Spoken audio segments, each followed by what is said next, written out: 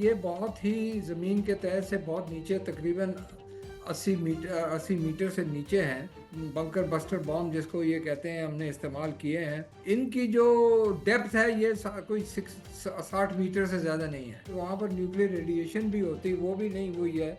IAEA ने भी उसकी तस्दीक कर दी है। अमेरिका का इस जंग में शामिल होना मेरे ख्याल में यकीनी था। ये एक रद्दमल हो सकता है कि वो जो नॉन प्रोलिफरेशन ट्रीटी है, NPT ट्रीटी, जिसका वो शामिल, जिसमें वो उसका मेंबर है, उससे वो शमूलियत अपनी हटा दे और उसके बाद अपना एटमी धमाका भी शायद कर ले। अमेरिका की एयरक्राफ्ट कैरियर्स एक पर्शियन गल्फ में है, एक रेड सी में है, उनको अटैक कर सकते हैं। पाकिस्तान, चीन, रूस और दूसरे जो ममालिक हैं इस खत्ते में, हम में से किसी को भी अमेरिका या इजराइल की तरफ से ईरान के खिलाफ कोई भी जारियाना, ये बिल्कुल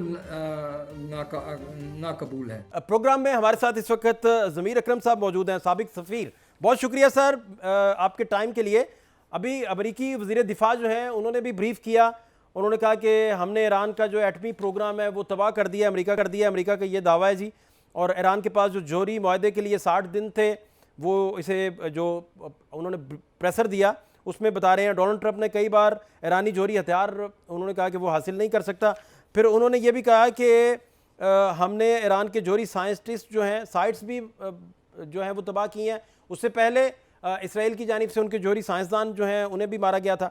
दुनिया को अमेरिका की बात सुननी होगी। अमेरिकी वज़ीर दिफा ये कह रहे हैं ईरान की मुज़ाहमत को भरपूर ताकत से कुचला जाएगा, उनका ये स्टेटमेंट भी है सर। और इस सारे ऑपरेशन को वो मिडनाइट हैमर के नाम से पेंटागन जो है वो ताबीर सर कर रहा है।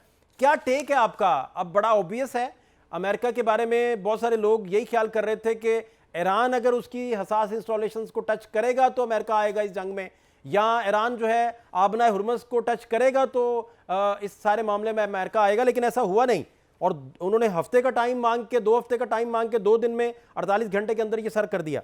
क्या सर मुमकिन तौर पर चेंजेस आ सकती हैं पूरी वर्ल्ड में इस सारे मामले को लेकर?